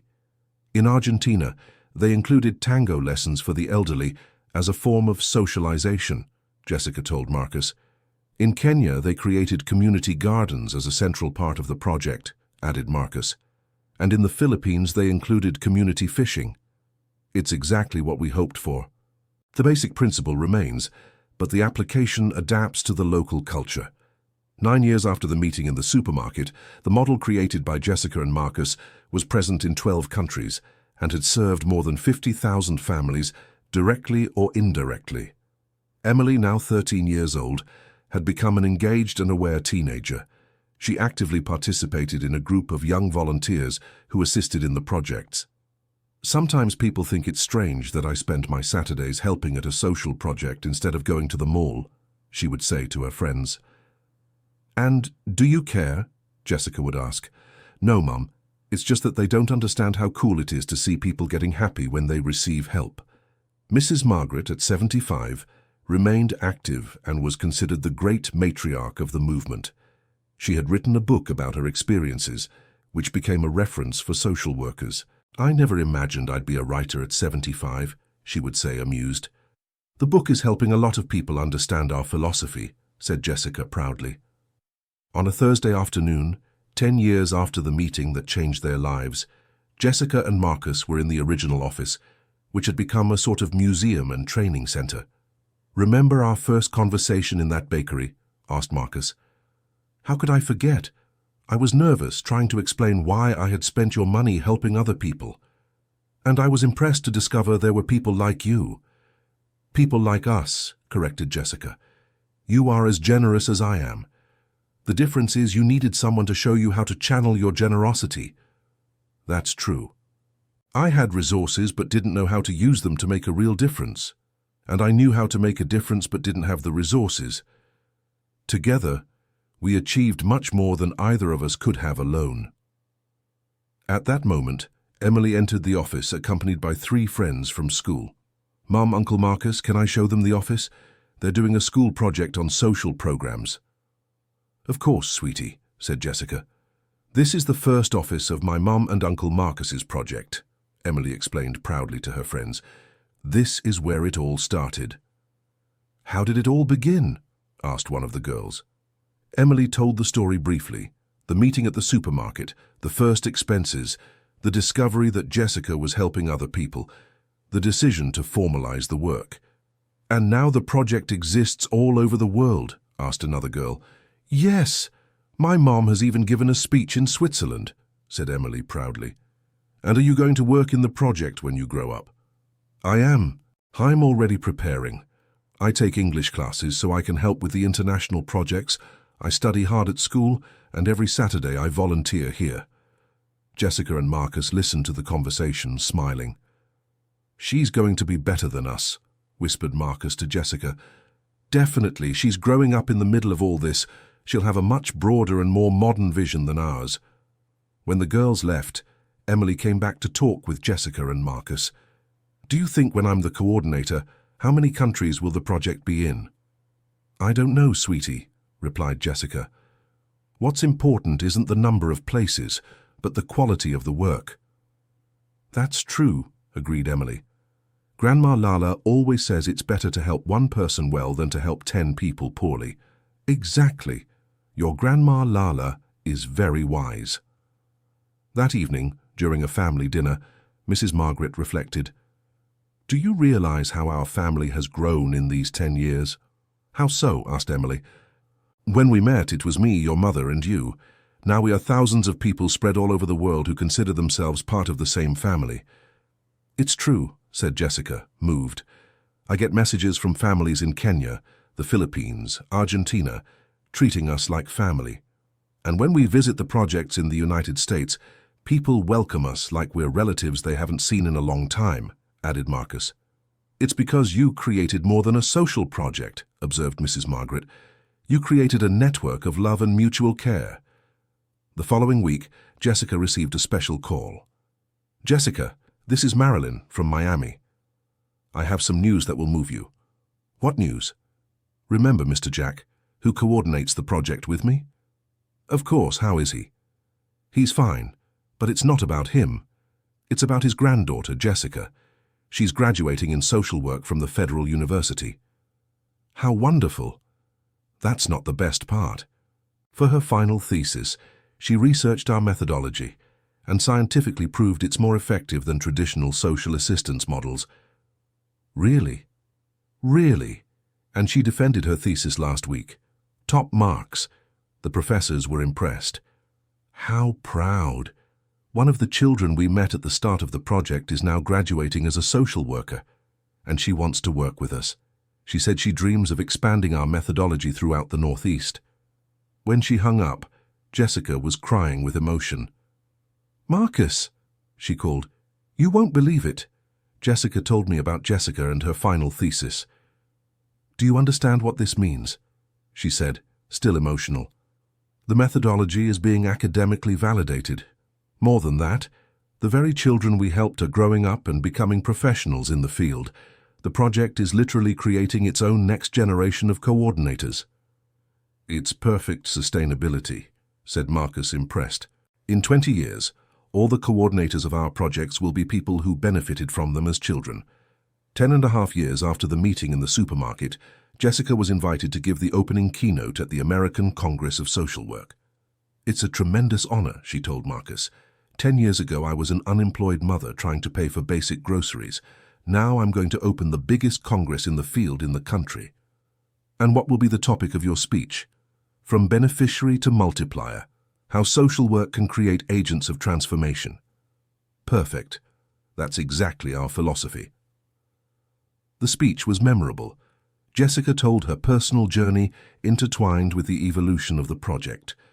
She talked about Mrs. Helen, who at 74 took a training course to help other people, about Jessica, who grew up in the project and is now a social worker, about Mrs. Dorothy, who went from being a recipient to a volunteer. Real social work isn't giving the fish nor teaching to fish, she concluded. It's creating the conditions for the person to become a fisher and teach others to fish too.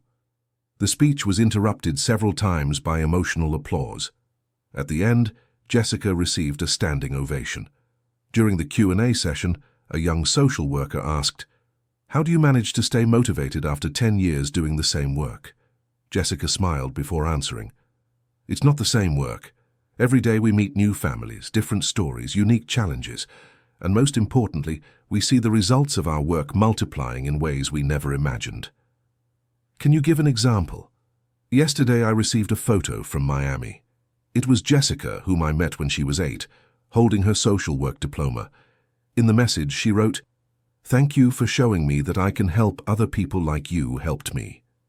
There's no greater motivation than that. After the Congress, Jessica returned home thoughtful. "What are you thinking about?" asked Marcus. "About how our lives have changed. 10 years ago, my biggest worry was being able to pay for Emily's milk. Today, our worry is ensuring that 50,000 families have access to basic rights." "But do you feel the weight of that responsibility?" "I do, but it's a good weight. It's the feeling that our lives have real purpose." "And do you regret anything from these 10 years?" Jessica thought for a moment. "I regret not having met you sooner," she said, smiling. "We could have helped so many more people. I regret it took me so long to discover that money only has meaning when it's used to make a difference.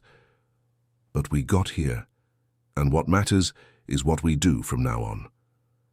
That evening during dinner, Mrs. Margaret made an announcement. "I have a decision to share with you all." Everyone stopped eating and looked at her. "I've decided to write another book. This time, it will be about Emily." "About me?" asked the girl, surprised. "How about you and other children who grew up in the project? I want to show how children who receive help can become adults who help others." "What a beautiful idea, Grandma Lala," said Emily excitedly. "It will be a different book," continued Mrs. Margaret. "Instead of talking about methodology, it will talk about hope, about how one generation can change the next." Jessica was moved by the idea. "Mrs. Margaret, that will be perfect. We have followed the growth of hundreds of children over these years." "Exactly. And now many of them are teenagers, choosing careers, defining their values. It's the perfect time to document this." Mrs. Margaret's book took 2 years to complete. She interviewed over 100 children and teenagers who had been helped by the projects over the years. "The result is impressive," she said when she finished. 90% of them want to work in fields that help other people. Social services, medicine, education, psychology. "And is that a result of the project?" asked Marcus. "Partly, yes. They grew up seeing that it's possible and rewarding to help others. That shaped how they see the world. Emily, now 15, was one of the protagonists of the book. Her interview had been particularly touching. "I can't imagine a world where people don't help each other," she had told Mrs. Margaret. "To me, it's natural that those who can do more help those who can do less, and that those who receive help give back by helping others when they can." The launch of the book, Seeds of Hope, Children Transforming the Future, was a national event. Several of the interviewed children traveled to Los Angeles to participate. "It's moving to see how they've grown," said Jessica, observing the audience full of teenagers and young adults she had met when they were small children. During the event, Jessica, now a social work graduate coordinating a project in Miami, gave a testimony. "Carolina and Marcus's project didn't just help my family when we needed it. It taught me that I can also be an agent of change. Today, I coordinate a project serving 300 families, and I know that several of the children I help today will be the next coordinators." Another remarkable testimony came from Brandon, a 17-year-old from Southgate. "I met the project when I was 7. My mother was unemployed and we were struggling. Jessica and her team didn't just help us materially. They showed me that studying was worthwhile, that I could dream big. Today I'm a junior in high school, and I'm going to apply to medical school. And I already work as a volunteer in my community's project." 12 years after the meeting that changed everything, Jessica and Marcus were invited to receive the National Human Rights Award. "It's a recognition from the federal government for the work we've developed," explained Marcus to Emily. "Are you going to receive the award in Washington, D.C.? "We're all going," said Jessica. "You, me, Uncle Marcus, and Grandma Lala. This achievement belongs to our whole family." The ceremony in Washington, D.C. was moving. When they called Jessica and Marcus to the stage, the whole family went up together. "This award isn't ours," said Jessica in her speech. "It belongs to all the families who trusted us, to all the volunteers who embraced our cause, to all the children who are growing up and preparing to be the next generation of social changemakers. And especially," added Marcus, "from a 76-year-old woman who teaches us every day that age is just a number when you have a purpose in life." Mrs. Margaret, visibly moved, waved to the audience, applauding her, standing up. That night, in the hotel in Washington, D.C., the family reflected on the journey they had taken. 12 years ago, if someone told me I'd be receiving a national award, I would have laughed," said Jessica. "And if they told me I'd sell a multi-million-dollar company to dedicate myself to social work, I'd think they were crazy," added Marcus. "And if they told me that at 76 I'd be a writer and coordinate national projects, I wouldn't have believed it," said Mrs. Margaret. "And I didn't even exist yet when it all started," said Emily, laughing. "But I grew up in the middle of all this, and I can't imagine a different life." "What do you want to do when you finish your studies?" asked Marcus. "I want to study international relations and then get a master's in social development," Emily replied confidently. "My dream is to coordinate social projects on a global scale." "You want to work for international organizations?" "I want to create an international organization based on your methodology, but designed from the start to work in different cultures simultaneously."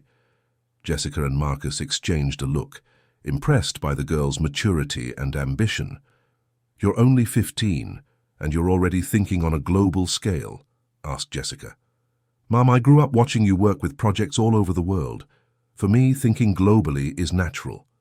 "And you will succeed," said Mrs. Margaret confidently.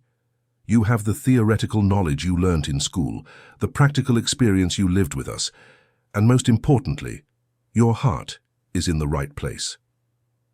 3 months after the award ceremony, Jessica received an invitation that surprised her. "Jessica, this is Dr. Henry. Remember me? I took the training course a few years back." "Of course. How are you?" "Well, I'm calling to make a special invitation. I'm organizing a social medicine congress, and I'd like you to be our keynote speaker."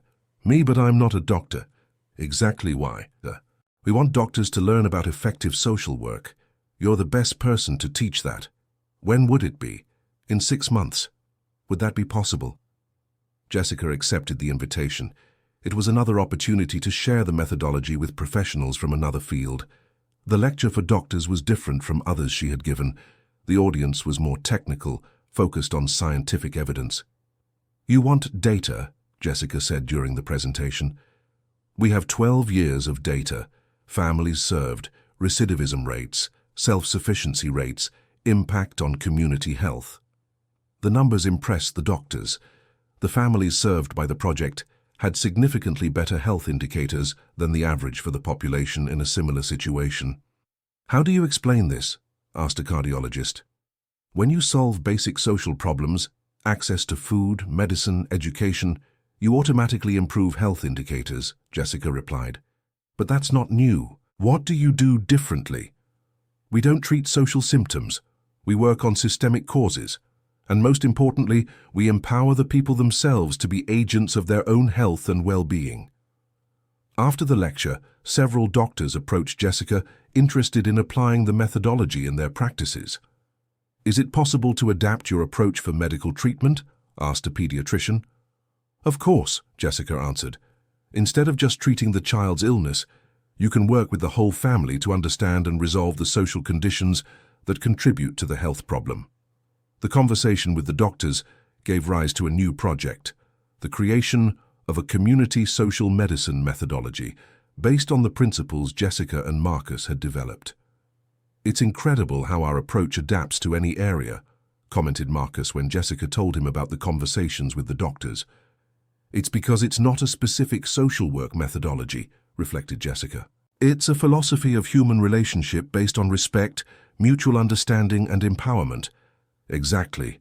It works for doctor with patient, teacher with student, business owner with employee. Any relationship where one person is helping another. 15 years after the meeting in the supermarket, Emily was graduating from high school.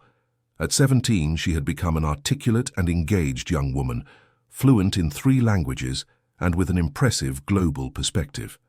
I've already decided where I'm going to college, she announced during a dinner. Where? Asked Jessica curiously. Right here at UCLA, International Relations. Why not study abroad? Asked Marcus. With your resume, you could get into any international university. Because I want to keep my feet in American reality, replied Emily with maturity. If I'm going to work with global social development, I need to deeply understand the problems of my own country first. Very wise, said Mrs. Margaret proudly. And besides, continued Emily, I want to keep working with you all during college, learning in practice while studying the theory. Jessica was moved by her daughter's decision. Are you sure? You won't regret not experiencing living in another country? Mum, I've already traveled the whole world with you. I know social projects in 12 countries. I know exactly what I want to do with my life. Now, I need to prepare technically to do it well. During Emily's graduation party, several important people from her life were present. Mrs. Helen, now 81 but still active as a volunteer. Marilyn and Jessica, who came from Miami especially for the occasion. Dr. Henry and his medical team. Michelle from Southgate. Dozens of families who had been served by the projects over the years. This party isn't just my graduation, said Emily during her speech. It's a celebration of 15 years of joint work, of families who helped each other, of children who grew up and became agents of transformation. And mainly, she added, looking at Jessica and Marcus, it's a celebration of what can happen when 2 people with their hearts in the right place meet and decide to make a difference in the world. The audience erupted in emotional applause. That night, back at home, Jessica was arranging the party photos when Marcus approached. What are you thinking about?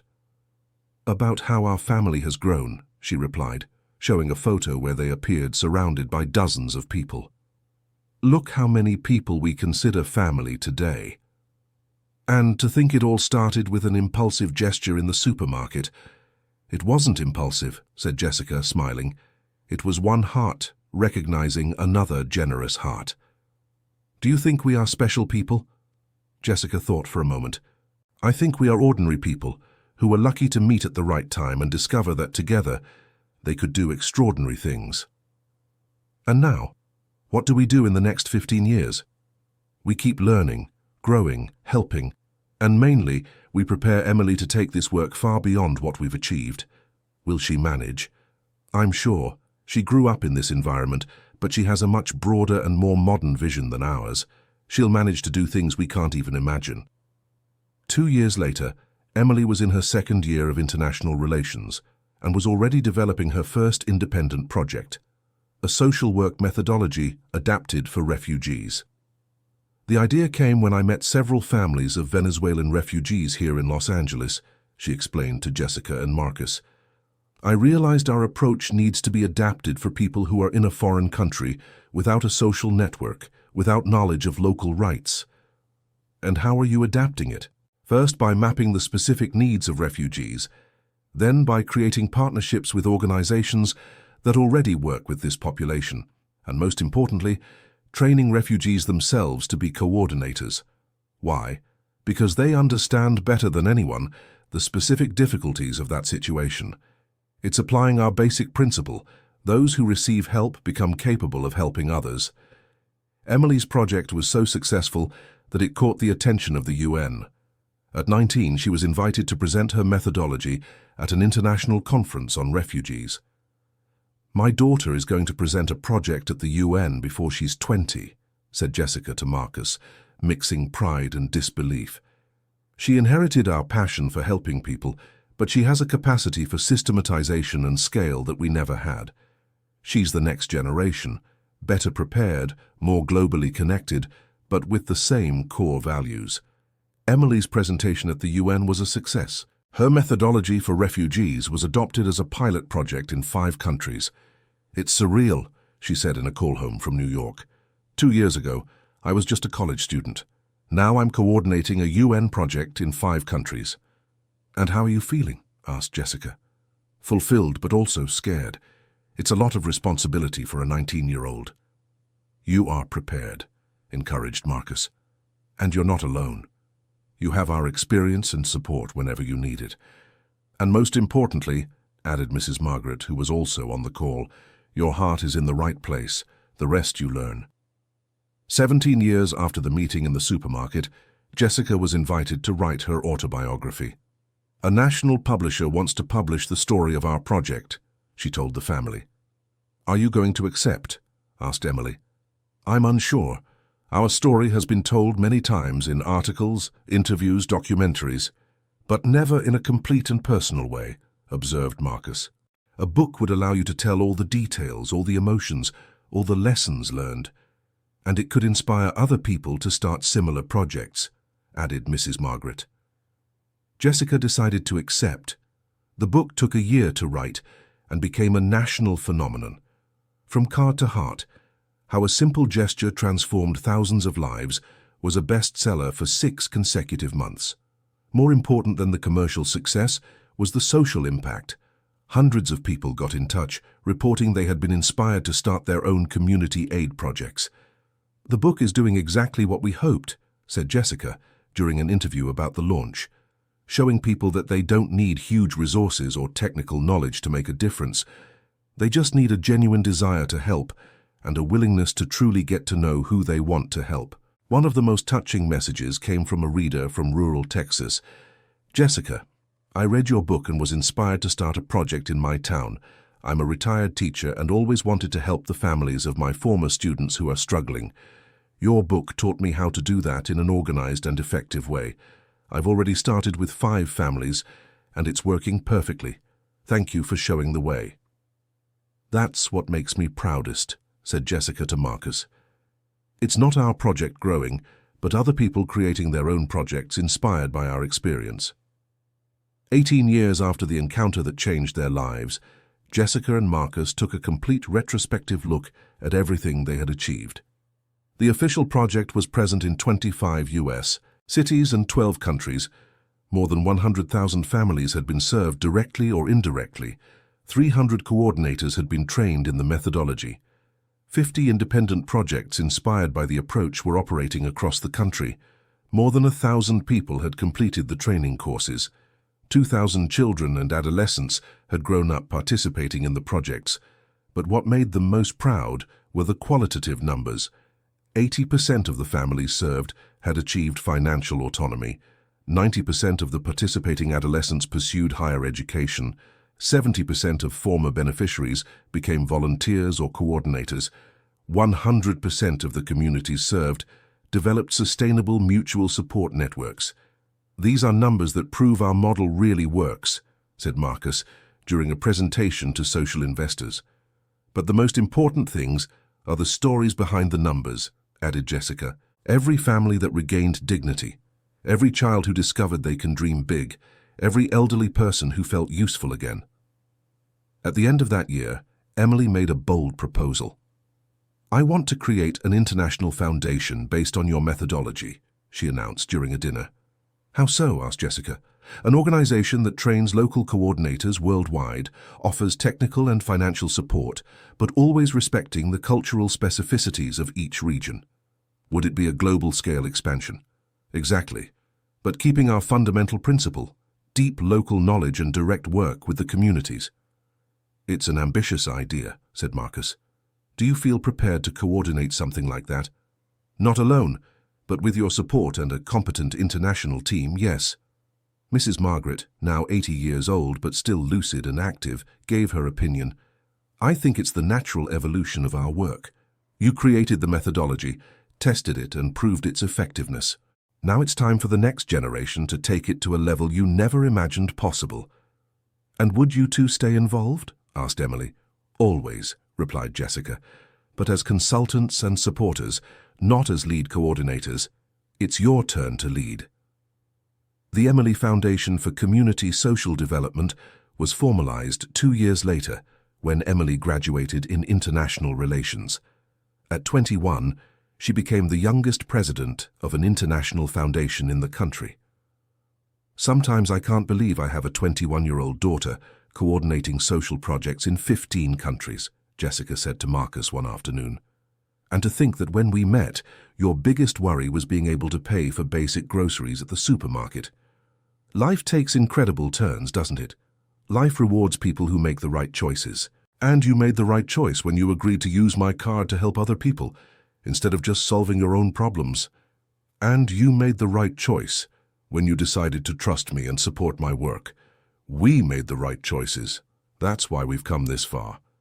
20 years after the encounter that changed everything, Jessica and Marcus were honored by the UN as Goodwill Ambassadors for Social Development. "It is the greatest honor we could receive," said Jessica during the ceremony in New York, "but we accept this title not as personal recognition, but as a responsibility to continue working so that others may discover the transformative power of organized generosity."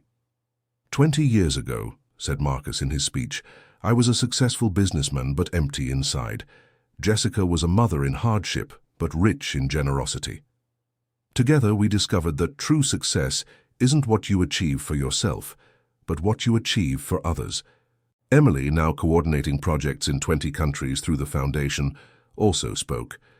"My parents taught me that privilege brings responsibility.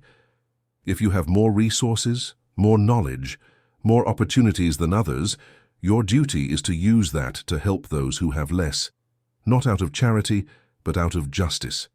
Mrs. Margaret, at 82 years old, moved the entire audience with her words. "At 65, I was preparing to wait for death to come. This family gave me back my life and gave me purpose. Today, at 82, I am more active and happier than I was at 50. This proves it's never too late to start over, and that age is just a number when you have love in your heart." That night, staying in New York, the family reflected on their 20-year journey. "If you could go back in time and speak to yourselves from 20 years ago, what would you say?" asked Emily. "I would tell myself not to be afraid to trust people," replied Marcus. "I almost didn't offer the card that day because I thought I might be deceived. And I would tell myself not to be ashamed to accept help," said Jessica. "I almost refused the card out of pride. And I would say, 'Thank you,'" said Mrs. Margaret. "Thank you for finding me and showing me that I still had so much to offer the world." "And I," said Emily, "would say thank you for giving me the best example of life a daughter could have. Growing up watching you help people taught me that this is the only truly valid way to live." The next day, before returning to the United States, the family visited the Ellis Island Immigration Museum. As they walked through the exhibits about people who arrived in the United States seeking a better life, Jessica reflected, "It's amazing how our story connects with that of millions of people throughout history," she said. "How so?" asked Emily. "People who received help when they needed it, and then helped others. Immigrants who were welcomed and then welcomed other immigrants. Refugees who received shelter and then offered shelter. It's the cycle of generosity," observed Marcus. "Once you receive genuine help, you naturally become motivated to help others. Exactly. And our project just systematized that natural cycle. It turned generous impulses into effective methodology. On the flight back to the United States, Emily announced her plans for the coming years. I want to expand the foundation to 50 countries in the next 5 years, she said, and create an online university to train coordinators on a global scale. An online university? Asked Jessica, intrigued. Yes, a place where anyone, anywhere in the world can learn our methodology, adapted to their specific cultural reality. It's a revolutionary idea, said Marcus, completely democratizing access to knowledge about effective social work, and include not just our methodology, but similar methodologies developed by other organizations around the world. Create a global library of good social practices. Mrs. Margaret smiled proudly. At 82, I will still see a granddaughter creating an international university. Life really holds wonderful surprises. 25 years after the encounter that changed their lives, Jessica and Marcus made a special pilgrimage. They returned to the supermarket where it all began. The establishment had changed a lot. It was bigger, more modern, with a greater variety of products, but the essence was the same. Families shopping, trying to stretch their budget, taking care of their basic needs. That's where it all started, said Jessica, pointing to checkout number 3. Do you remember how much your groceries cost that day? Asked Marcus. $37.50. I'll never forget. And to think that those $37.50 turned into a global movement that has already helped over 500,000 people. They watched the supermarket activity for a few minutes, each lost in their own thoughts. Do you think it will happen again? Asked Jessica. What? Someone helping a stranger here and it turning into something big. I'm sure it happens every day, replied Marcus. The difference is that now there are people like Emily all over the world, ready to help those gestures turn into organized projects. That's true. We've created a global network of people who know how to turn generosity into effective action. When they left the supermarket, they found Emily waiting in the car. Now 26, she had become one of the leading global figures in social development. How was the visit? She asked. Emotional, replied Jessica. It's incredible to think such an ordinary place was the cradle of such a big transformation. You know what amazes me most about our story, said Emily. What? That it all started with you two simply being human. You didn't plan to change the world. You didn't have grand social ambitions. You just acted with natural kindness. And you? Asked Marcus. What are your ambitions now? To continue simply being human, replied Emily, smiling. To help where I can, always learn, and trust that small gestures can have big consequences. That night, in the final entry of a journal Jessica had kept for 25 years, she wrote, Today we return to the place where it all began. 25 years later, I understand that the true miracle wasn't the growth of the project or the international recognition.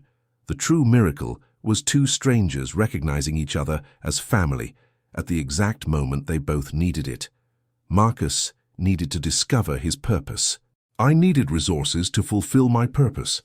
Together, we found a purpose greater than any of us could have alone. Emily is right. It all started with simply human gestures, and that's how it will continue to grow.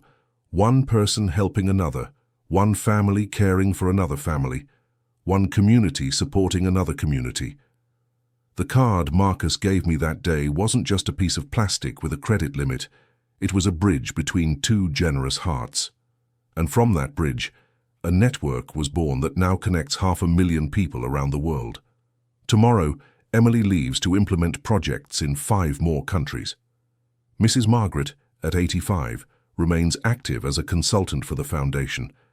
Marcus and I continue to oversee the US projects and train new coordinators, but what makes me happiest isn't the numbers or the awards. It's knowing that somewhere in the world, at this very moment, someone is helping a stranger, and that this simple gesture could be the seed of a transformation none of us can yet imagine, because true wealth isn't in what you have, but in what you are able to give, and true happiness isn't in what you achieve for yourself, but in what you make possible for others. End of story. Now tell me what you thought of the story and where you're following us from. If you have something to share with us, leave it in the comments with sincere words. Do you believe Jessica made the right decisions? We'd love to read your opinion. Thank you so much for your company. Don't forget to leave your like and, most importantly, subscribe to the channel so you don't miss other moving stories.